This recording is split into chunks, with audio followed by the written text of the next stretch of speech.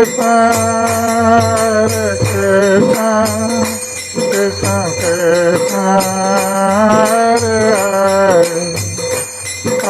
Rama, Rama Rama Rama, Hare Hare। आज यहाँ पर उपस्थित भक्त सज्जन वृंद और मातृवृंद, आज परम पावन तिथि श्री बलराम जी की शुभ आविर्भाव तिथि है। इस अवसर पर हम भगवान श्री बलराम के आविर्भाव का उद्देश्य और बलराम वस्तुतः कौन है उसके संबंध में चर्चा करेंगे। यद्यपि हम लोग जानते हैं कि श्री बलराम भगवान कृष्ण के ज्येष्ठ भ्राता के रूप में अवतरित हुए थे और वही बलराम रामलीला में भगवान रामचंद्र के कनिष्ठ भ्राता के रूप में अवतरित हुए थे। तो रामलीला में जबकि बलराम कनिष्ठ भ्राता के रूप में लक्ष्मण के रूप में अवतरित हुए थे, इसलिए कनिष्ठ भ्राता का कर्तव्य होता है ज्येष्ठ भ्राता का आदेश पालन करना। और भगवान रामचंद्र का जो जीवन रहा है ये अत्यंत दुखमय जीवन रहा है, जिसके कारण लक्ष्मण बहुत दुखी होते थे रामचंद्र के दुख को देखकर। और कभी कभी भगवान रामचंद्र के आदेश को इच्छा के विरुद्ध लक्ष्मण को पालन करना पड़ता था। जैसे भगवान रामचंद्र ने माता सीता को निर्वासन दंड दिया था और लक्ष्मण को ये दायित्व अर्पित किया था सीता जी को वन में छोड़ाने के लिए, जो लक्ष्मण के लिए बहुत कठिन था। फिर भी कनिष्ठ भ्राता के रूप में उनको ये आदेश पालन करना था।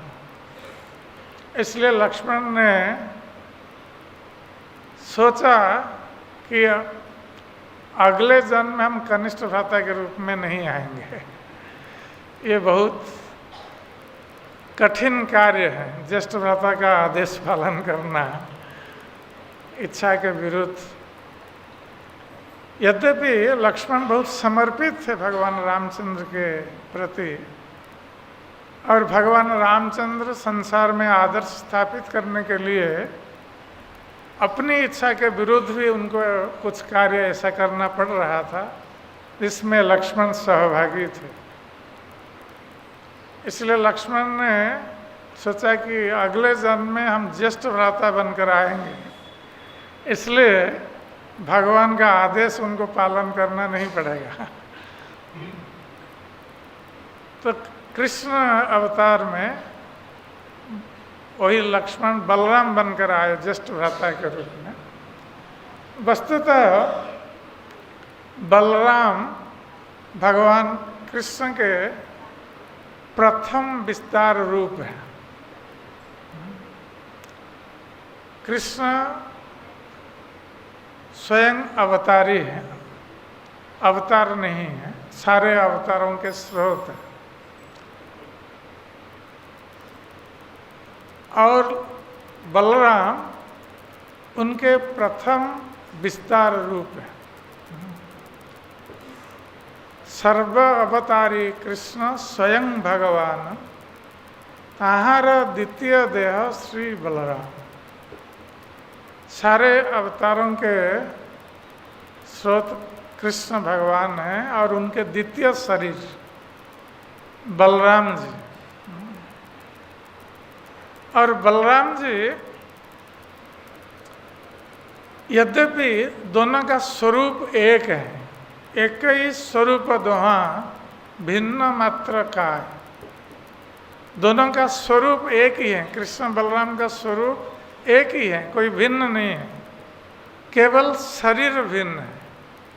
वो एक से दो हुए।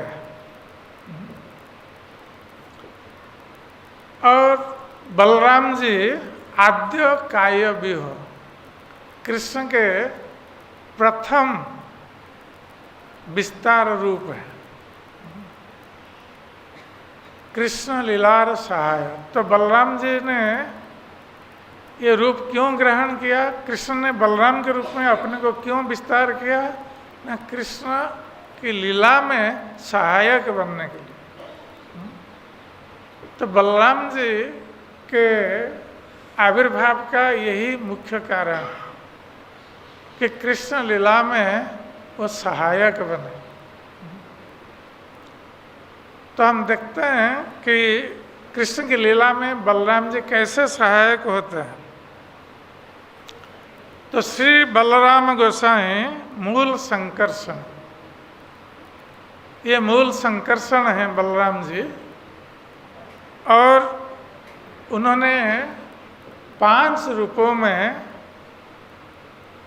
कृष्ण की सेवा की है। पंचरूप धरि करे न कृष्ण सेवन। ये 5 रूप में बलराम जी भगवान कृष्ण की सेवा करते हैं। तो ये 5 रूप क्या क्या हैं, किस प्रकार बलराम जी सेवा करते हैं भगवान कृष्ण के? ना आपने करे न कृष्ण लीलार सहाय। तो स्वयं बलराम के रूप में बलराम जी भगवान कृष्ण की लीला में सहायक होते हैं।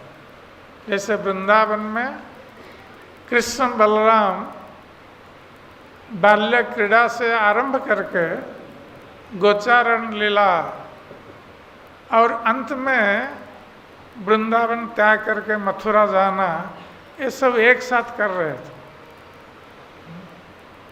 और कृष्ण के साथ साथ बलराम रहते थे, उनकी लीला में सहायक होते थे।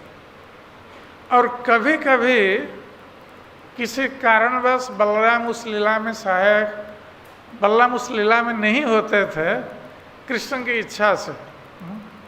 जैसे ब्रह्मा जी आए ग्वाल वालों को और बछड़ों को चुराने के लिए, तो उस दिन बलराम जी कृष्ण के साथ नहीं गए थे वन में।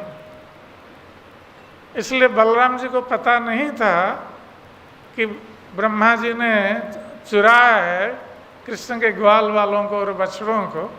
और 1 साल तक भगवान कृष्ण ने अपने को अनेक ग्वाल बाल और बछड़ों के रूप में विस्तार किया था, किसी को पता नहीं था। 1 वर्ष से कुछ दिन पहले बलराम जी को पता चला था कि इस प्रकार कृष्ण ये लीला कर रहे हैं। तो ये दूसरी लीला जिस दिन माता यशोदा ने कृष्ण को बांधा था उल्लूखल में, तो उस समय बलराम जी घर पर नहीं थे। अन्यथा हो सकता है कि बलराम जी कृष्ण को बांधने नहीं देते माता यशोदा, क्योंकि कृष्ण बलराम जी के प्राण सदृश थे। और किसी भी तरह बलराम जी कृष्ण को कष्ट में नहीं देख सकते थे। तो उस दिन रोहिणी देवी के साथ, क्योंकि दीपावली अमावस्या का दिन था, इसलिए रोहिणी देवी के साथ बलराम जी और किसी गोपी के घर गए थे निमंत्रण रक्षा करने के लिए। इसलिए उस दिन वो नहीं थे घर पर जब ये घटना घटित हुई। तो इस प्रकार बलराम जी सदा सर्वदा कृष्ण के साथ रहते हैं और कृष्ण की लीला में सहायक होते हैं। सृष्टि लीला कार्य करे धरी चारिका। तो एक तो बलराम के रूप में कृष्ण की लीला में सहायक होते हैं, ये एक रूप हुआ। और जो 4 रूप में कृष्ण की लीला में सहायक होते हैं, तो ये 4 रूप सृष्टि लीला के कार्य में सहायक होते हैं बलराम जी 4 रूपों में।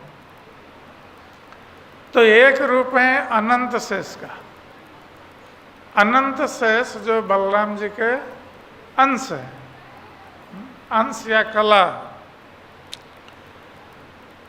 तो सृष्टि की लीला जो है ये भगवान की आज्ञा है। तो सृष्टि की लीला भगवान 3 रूपों में पुरुष अवतारों के रूप में करते हैं। कारणोदकसाई विष्णु या महाविष्णु, गर्भोदकसाई विष्णु और क्षीरोदकसाई विष्णु, ये तीनों महासंकर्षण के विस्तार रूप है। वस्तुतः कारणोदकसाई विष्णु महासंकर्षण के विस्तार रूप और कारणोदकसाई विष्णु से गर्भोदकसाई विष्णु और उनसे क्षीरोदकसाई विष्णु आते हैं। तो ये 3 रूपों में बलराम सृष्टि कार्य में भगवान के सहायक होते हैं सृष्टि की लीला। और चौथा जो रूप है अनंत शेष का रूप, ये अनंत शेष का रूप ये भगवान का बलराम का अंश है और भक्त अवतार है। ये भक्त के रूप में भगवान की सेवा का आदर्श प्रस्तुत करता है अनंत शेष। तो किस प्रकार अनंत शेष भगवान की सेवा कर रहे हैं? तो कृष्णदास कविराज गोस्वामी कहते हैं कि सहित अनंत शेष भक्त अवतार ईश्वरेर सेवा बिना नहीं जाने आज। ये अनंत शेष भगवान कृष्ण के भक्त अवतार या बलराम के भक्त अवतार है। तो जिससे एक भगवान की सेवा के अतिरिक्त और कुछ नहीं जानते। उनका एकमात्र उद्देश्य कृष्ण को आनंद प्रदान करना है। अनंत शेष का एकमात्र उद्देश्य, और इसके माध्यम से सारे जगत को ये भक्ति की शिक्षा, सेवा की शिक्षा प्रदान करता है। अनंत शेष सेवा के आदर्श है। तो कहते हैं ईश्वरेर सेवा बिना नहीं जाने हार, सहस्र वदन करे कृष्ण गुणगान। तो ये अनंत शेष किस प्रकार भगवान की सेवा करते हैं? तो पहले तो ये पहली सेवा है कि ये भगवान के गुणगान करते हैं, भगवान का गुण कीर्तन करते रहते हैं अनंत शेष। और भगवान का गुण कीर्तन करना ये एक सेवा है, अर्थात भगवान के संबंध में कहना, दूसरों को कहना, ये बहुत बड़ी सेवा है। इसलिए जब महाराज प्रताप रुद्र गोपी गीत गान कर रहे थे, उसमें तव कथामृत तप्त जीवन गान कर रहे थे, तो चैतन्य महाप्रभु अत्यंत प्रेम विह्वल होकर महाराज प्रताप रुद्र को भूरिदा भूरिदा बोल रहे थे। अर्थात जो भगवान की कथा का वितरण कर रहे हैं, दान कर रहे हैं, भगवान की कथा का दान करना ये बहुत बड़ा दान होता है।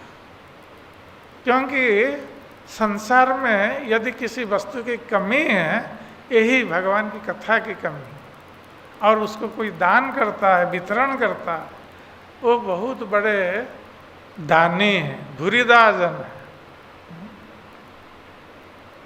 तो अनंत से स्वयं सहस्र वदन यहाँ बता गया है, सहस्र वदन करे कृष्ण गुणगान, निरवधि गुणगान अंत नहीं पा।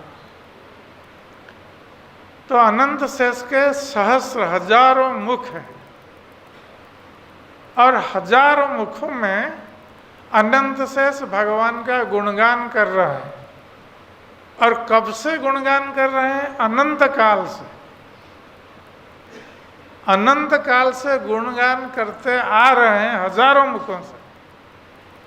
फिर भी अभी तक उनका गुणगान समाप्त नहीं हो पाया, अभी भी चल रहा है। इसलिए कृष्णदास कविराज गोस्वामी कहते हैं कि निरवधि गुणगान अंत नहीं पान, यद्यपि नित्य निरंतर अनंत शेष भगवान का गुणगान करते हैं, कृष्ण का गुणगान करते हैं, फिर भी कृष्ण के गुणों का अंत प्राप्त नहीं हो पाता, क्योंकि भगवान कृष्ण अनंत गुण संपन्न है। इसलिए जो अनंत गुण संपन्न है, जिनके गुणों का अंत नहीं है, तो ऐसा कौन व्यक्ति इस संसार में जो भगवान के गुणों का वर्णन करते हुए उसका अंत कर देगा, गुणों का वर्णन समाप्त कर देगा? ऐसा कोई नहीं कर सकता। अनंत से अभी तक समाप्त नहीं कर पा रहे भगवान के गुण गानों में। तो ये एक प्रकार की सेवा है, अनंत शेष भगवान के गुणगान या कथा कीर्तन की सेवा करते हैं। और अनंत शेष के मुख से ये चारों कुमार भगवान की कथा का श्रवण किया था। जो निम्बार्क संप्रदाय के आचार्य हैं चतुकुमार, तो ये अनंत देव और किस प्रकार भगवान की सेवा करते हैं? एक तो भगवान का गुणगान करते हैं हजारों मुखों में, और 10 प्रकार सेवा भी करते हैं। अनंत से स्वयं भगवान का छत्र बन जाते हैं।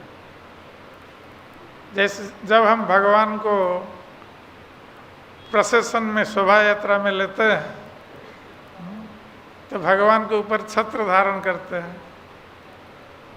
या जब भगवान स्वयं लीला कर रहे थे, द्वारका में थे भगवान श्री कृष्ण, जब चलते थे तो उनके सेवागण छत्र धारण करके चलते थे उनके ऊपर। तो ये जो छत्र हैं, ये साधारण छत्र नहीं है। हम लोग जैसे छाता लेकर चलते हैं, ये साधारण छत्र नहीं है। वो छत्र अनंत शेष का अवतार है। अनंत शेष वस्तुतः अपने को छत्र के रूप में विस्तार किए हुए, तो अनंत शेष भगवान का छत्र बन जाते हैं, भगवान का पादुका बन जाता है। जो भगवान पहनते हैं पादुका, तो अनंत शेष के विस्तार रूप हैं भगवान के पादुका। भगवान जिस आसन पर बैठते हैं, वो आसन भी अनंत शेष का विस्तार रूप है। और आवास, भगवान का जो मंदिर है, ये मंदिर भी अनंत शेष का विस्तार रूप है। भगवान का जो चामर व्यजन हम करते हैं, ये चामर भी अनंत शेष का विस्तार रूप है। भगवान यज्ञ सूत्र धारण करते हैं, यज्ञ प्रवीत, उपवीत, ये भी अनंत शेष का विस्तार रूप है। पुनः शय्या, भगवान जिस पर सोते हैं, जिस शय्या पर, वो भी अनंत शेष का विस्तार रूप है। उपाधान, तकिया, ये तकिया भी अनंत शेष का विस्तार रूप है। भगवान जो वस्त्र पहनते हैं, पोशाक, ये भी अनंत शेष का विस्तार रूप है।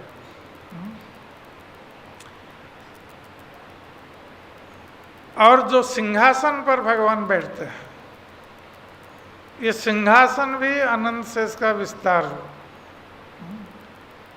भगवान जो बर्तन में या पात्र में भोजन करते हैं, ये भी अनंत शेष का विस्तार रूप है। तो भगवान की सेवा में जो भी वस्तुएं व्यवहृत होती है,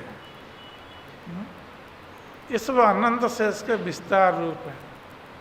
इसलिए आवश्यक है, हम जब भगवान की सेवा में जो वस्तुएं प्रयोग होती हैं, उसके संपर्क में आते हैं, तो हमें उन वस्तुओं को भी सम्मान प्रदर्शन करना चाहिए, प्रणाम करना चाहिए, कभी फेंकना नहीं चाहिए उन वस्तुओं को, या अपना पैर नहीं लगाना चाहिए उसे। कभी कभी भक्त लोग सेवा के समय हाथ से गिर जाता है भगवान का बर्तन, बहुत आवाज़ करता है, गिराना नहीं चाहिए, ये अपराध माना जाता है।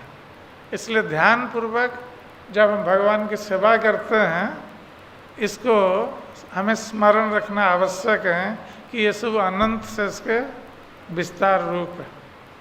जैसे हम भगवान के प्रति सम्मान का भाव रखते हैं, उनकी वस्तुओं के प्रति भी हमें सम्मान का भाव रखना चाहिए।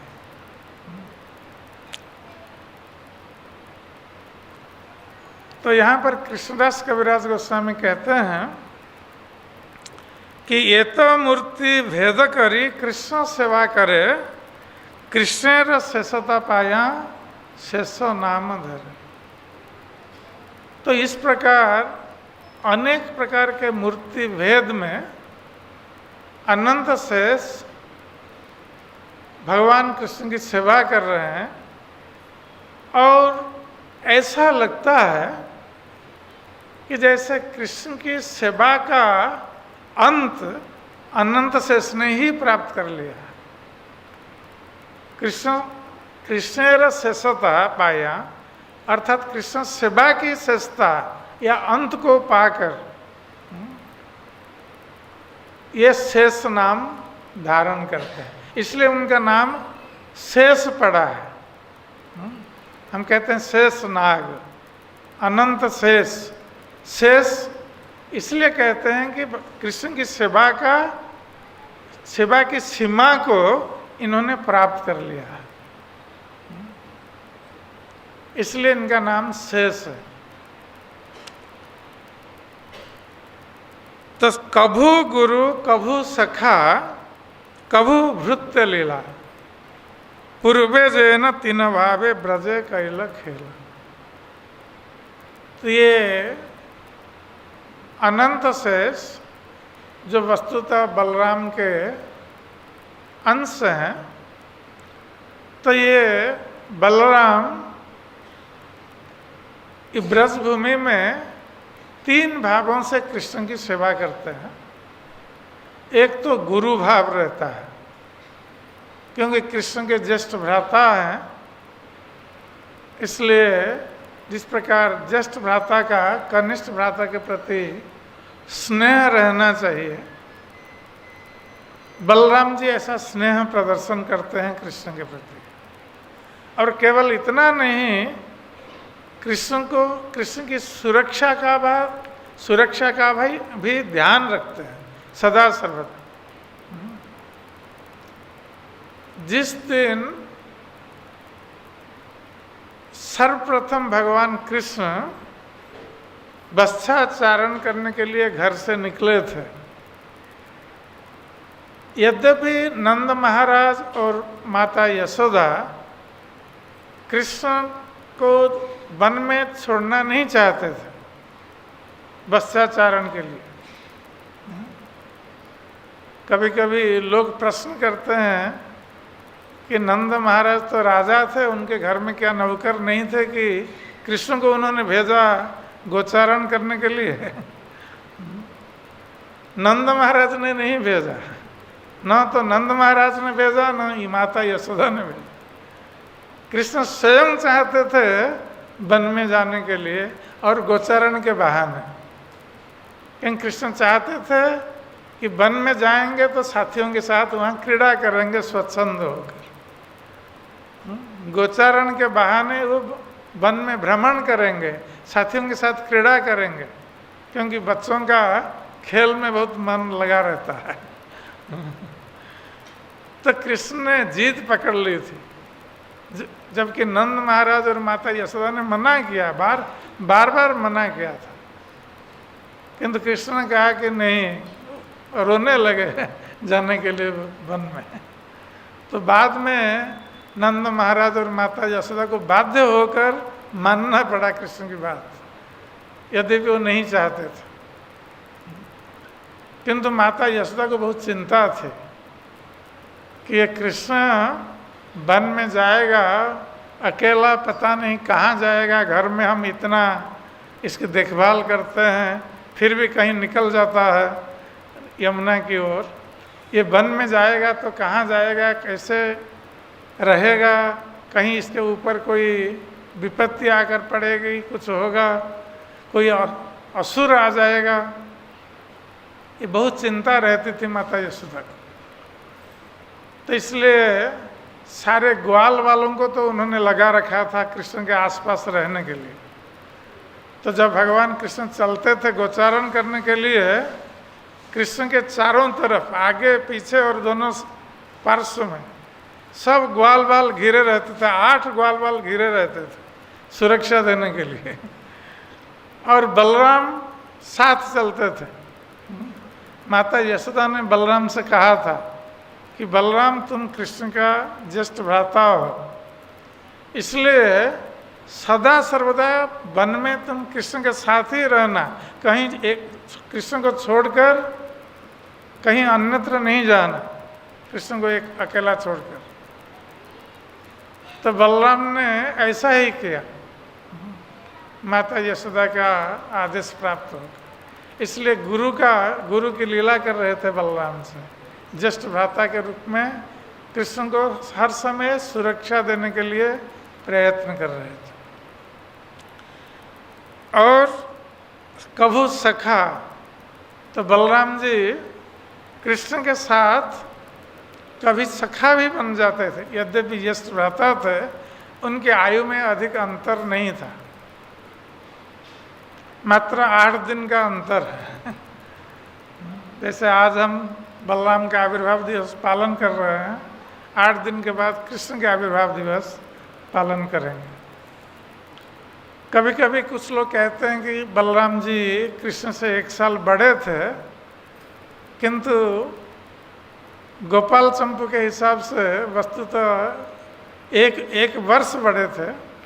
तो ये गोपाल चंपू के हिसाब से 1 वर्ष नहीं होता है, केवल 8 दिन ही होता है। ये कैसे 8 दिन है, हम इस पर चर्चा करेंगे। तो ये वस्तुतः समवयस्क थे, 8 दिन बड़ा, इतना बड़ा नहीं। तो ये सखा के समान, दूसरे बंधुओं के समान बलराम जी कृष्ण के साथ क्रीड़ा करते थे। और आप लोग जानते हैं, जब ब्रह्मांड घाट में कृष्ण ने माटी खाई थी और सखाओं ने माता यशोदा से अभियोग किया था कि कृष्ण ने माटी खाई है। माता यशोदा ने कृष्ण को बुलाकर पूछा था कि कृष्ण तुमने माटी खाई है, मिट्टी खाई है? कृष्ण कहा नहीं माता, हमने तो नहीं खाई। तो माता यशोदा ने कहा था कि तुम्हारे सखा लोग बता रहे हैं तुमने खाई है। तो कृष्ण कहा कि माता हम क्या बोले हैं, आज तो हम क्रीड़ा कर रहे थे सखाओं के साथ, और क्रीड़ा में ये सखा लोग मुझसे हार गए, जिसके कारण ये लोग क्रोधित होकर मेरे नाम पर ये मिथ्या अभियोग किया। तो माता यशोदा ने कहा कि अच्छा ठीक है, तुम्हारे सखा लोग मिथ्या अभियोग करते हैं, किंतु तुम्हारा ज्येष्ठ भ्राता बलराम वो भी वही बोल रहा है कि तुमने मिट्टी खाई है। तो कृष्ण ने कहा कि माता मैं क्या करूं, आज ये ज्येष्ठ भ्राता दाऊ जी ये भी हमारे साथियों के संग हो लिए। तो इस प्रकार बलराम जी ये सखा का भी अभिनय कर रहे थे कृष्ण के साथ, दूसरे सखाओं के समान उनके साथ क्रीड़ा कर रहे थे, उनको आनंद दे रहे थे। और उसके साथ साथ कभी भृत्य की भी लीला करते थे। जिस प्रकार हम देखते हैं कि कभी बलराम जी वन में विचरण करते हुए या क्रीड़ा करते हुए थक जाते हैं, तो दूसरे ग्वाल बाल और स्वयं कृष्ण, बलराम जी किसी ग्वाल बाल की गोद में सर रखकर सो जाते हैं और कृष्ण जाकर उनके चरण दबाते हैं। दूसरे ग्वाल बाल आकर उनके चरण दबाते हैं, कोई हाथ दबाता है, सभी सेवा में लग जाते हैं। तो उसी प्रकार कृष्ण कभी थक जाते हैं क्रीड़ा करते हुए, तो दूसरे ग्वाल वालों के साथ बलराम जी भी वही सेवा करते रहते हैं। तो भृत्य की लीला भी करते हैं बलराम जी। तो वस्तुतः बलराम जी स्वयं सेवा करके कृष्ण की हर तरह से कृष्ण को सुख प्रदान करना चाहते हैं और इसके माध्यम से सारे संसार को कृष्ण की सेवा की शिक्षा प्रदान करते हैं। इसलिए बलराम जी गुरु तत्व है। जो गुरु जिस प्रकार शिष्य को सेवा की शिक्षा देता है, भगवान की सेवा कैसे की जाए तालीम देता है शिष्य, तो बलराम जी ये आदि गुरु है। यद्यपि कहा गया है कि कृष्ण वंदे जगत गुरु, कृष्ण स्वयं जगत गुरु हैं जिसने ब्रह्मा जी को प्रथम उपदेश प्रदान किया था, वेदों का उपदेश। किंतु वस्तुतः गुरु की लीला भगवान कृष्ण बलराम के रूप में करते हैं और सारे संसार को शिक्षा देते हैं, सेवा, कृष्ण की सेवा की शिक्षा देते हैं। क्योंकि कृष्ण तो सेवा की शिक्षा नहीं दे पाएंगे, उनकी सेवा की शिक्षा स्वयं कृष्ण कैसे देंगे, इसलिए बलराम के रूप में वो प्रदान करते हैं। और यही कारण है कि बलराम जी गुरु तत्व है।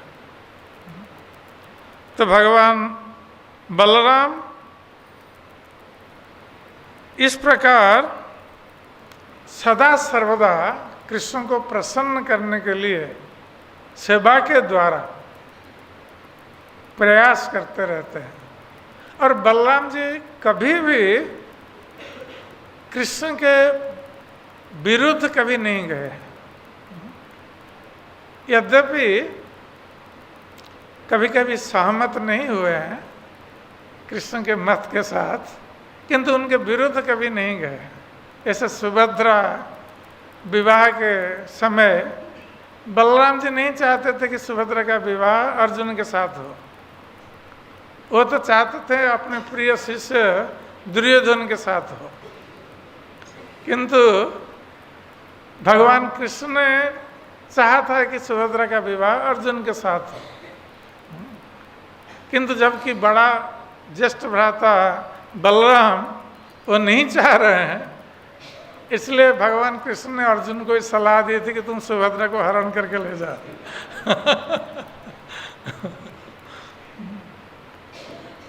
तो सुभद्रा को जब अर्जुन ने हरण करके अर्जुन ले गए थे, किंतु भगवान कृष्ण ने बताया था अर्जुन को कि तुम जब हरण करके ले जाओगे रथ पर, तुम रथ नहीं चलाना, सुभद्रा को बोलना वो रथ चलाएगा।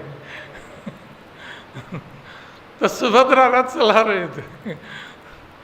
तो जब बलराम जी बहुत क्रोधित हो गए और अर्जुन के विरुद्ध सारी सेना लेकर दौड़ पड़े अर्जुन को दंड देने के लिए, तो भगवान कृष्ण ने रोक लिया बलराम जी को, कहा कि आप कहाँ जा रहे हैं, क्या कर रहे हैं?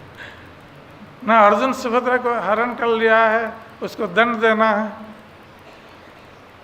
तो भगवान कृष्ण ने बलराम जी से कहा कि आप जानते हैं कि अर्जुन जब हरण करके ले रहा था सुभद्रा को, तो रथ कौन चला रहा था? आपको पता है?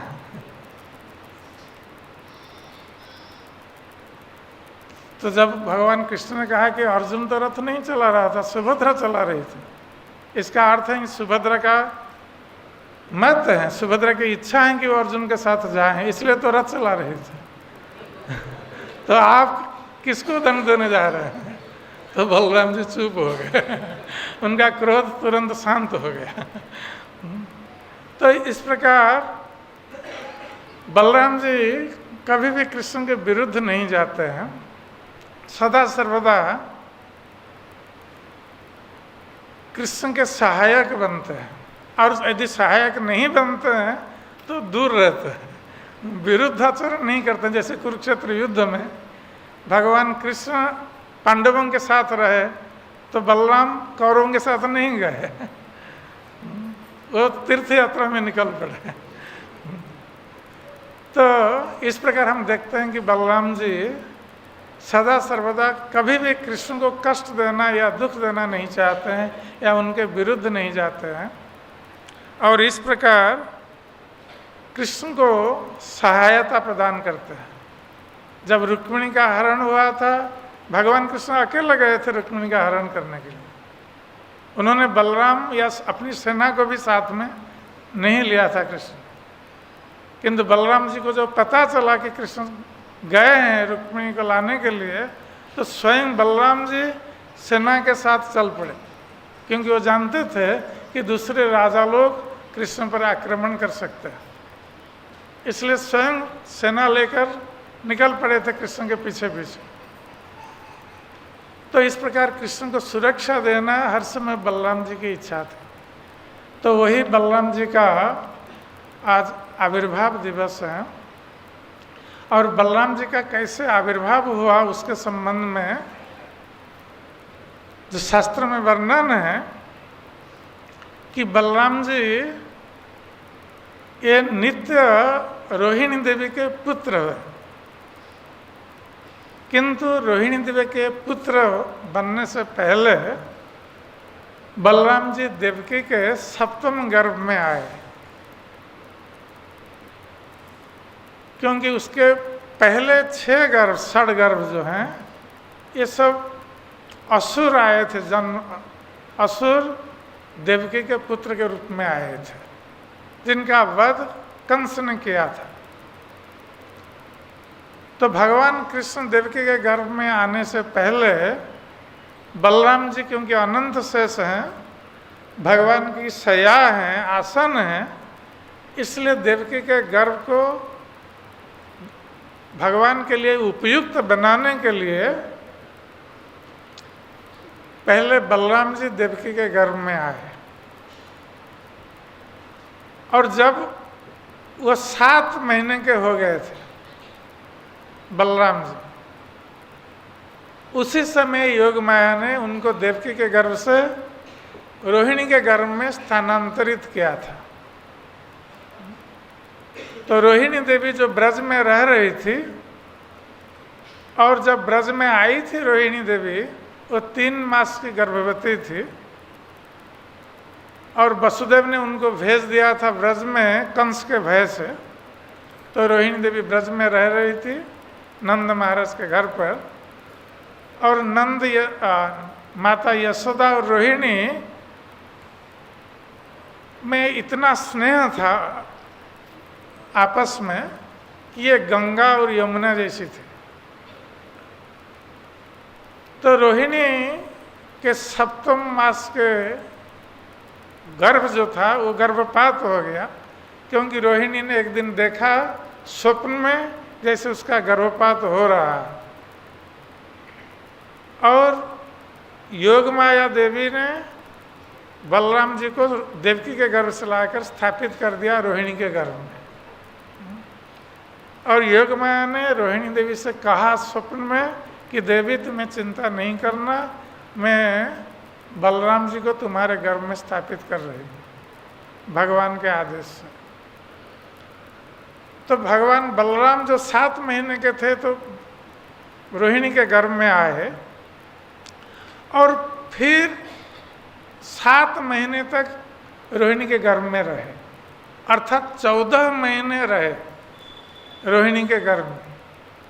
7 महीने के बाद जब देवकी के गर्भ से बलराम चले आए, भगवान कृष्ण का प्रवेश हुआ देवकी के गर्भ में। और बलराम जी रोहिणी के गर्भ में रहे। तो भगवान कृष्ण जब 7 महीने के हो गए देवकी के गर्भ में, भगवान कृष्ण 10 महीने तक देवकी के गर्भ में नहीं रहे। 8वें महीने में भगवान कृष्ण का आविर्भाव हुआ देवकी गर्भ से। तो यहाँ बलराम जी जो 7 महीने के थे स्थानांतरित होने के समय, और भगवान कृष्ण जब 7 महीने के हुए देवकी के गर्भ में, तो बलराम जी और 7 महीने रहे रोहिणी के गर्भ में। तो 14 महीने के हो गए थे बलराम जी। तो जब 8वें महीने में भगवान कृष्ण का आविर्भाव हुआ, क्योंकि बलराम जी प्रतीक्षा कर रहे थे कृष्ण के आविर्भाव की। तो 8 दिन पहले, कृष्ण आविर्भाव के 8 दिन पहले बलराम जी का आविर्भाव हो गया आज के दिन। जय श्री बलराम जी की जय। तो ये श्रावण पूर्णिमा, श्रवणा नक्षत्र में आज के दिन बलराम जी का आविर्भाव हुआ था। और बलराम जी के आविर्भाव के बाद वो जड़वत प्रतीत हो रहे थे। जैसे बच्चों के जन्म होने के बाद बच्चे क्रंदन करते हैं, हाथ पैर हिलाते हैं, ये स्वाभाविक लक्षण देखे जाते हैं। किंतु बलराम जी में ऐसा कुछ नहीं हो रहा था। यद्यपि देखने में बहुत सुंदर थे बलराम जी, गौर वर्ण के थे, विशाल चक्षु और घुंघराले बाल थे जन्म के समय बलराम जी के, और बाहु युगल ये विस्तीर्ण थे, बड़े बड़े थे, आजानुलंबित बाहु, और बहुत बलिष्ठ प्रतीत होते थे, किंतु जड़वत व्यवहार कर रहे थे। तो जबकि देखने में बहुत सुंदर, किंतु जड़वत व्यवहार से सब ब्रज के लोग सोचने लगे इतना विधाता ने इतना सुंदर पुत्र दिया है रोहिणी को, किंतु ये जड़ जैसा प्रतीत हो रहा है, थोड़ा दुख हो रहा था। किंतु जब माता यशोदा कभी बलराम जी को अपनी गोद में ले लेती थी तो बलराम जी पुनः चंचल हो जाते थे और बहुत बुद्धिमान लगते थे। तो इस प्रकार बलराम जी प्रतीक्षा कर रहे थे कृष्ण के आगमन की। और जब 8 दिन में भगवान कृष्ण का आविर्भाव हुआ तो बलराम जी का आनंद वृद्धि प्राप्त हो गया। बलराम जी जैसे आनंद में बच्चे अपना कार्यकलाप दिखाते हैं, उसी प्रकार बलराम जी बहुत आनंदित लग रहे थे। तो इस प्रकार बलराम जी का आविर्भाव हुआ ब्रज में, और भगवान कृष्ण के आविर्भाव के साथ साथ दोनों बाल्य लीलाएं करने लगे ब्रज में, जो बहुत सुंदर और मनोहारी लीलाएं हैं। तो ये बाल लीला और आगे की जो लीलाएं हैं बहुत सुंदर लीलाएं हैं। आज तो हमारा समय हो गया है, अब हमारे प्रभानंद स्वामी महाराज आएंगे, वो आप लोगों को बलराम जी की लीलाओं के बारे में बताएंगे। हरे कृष्ण।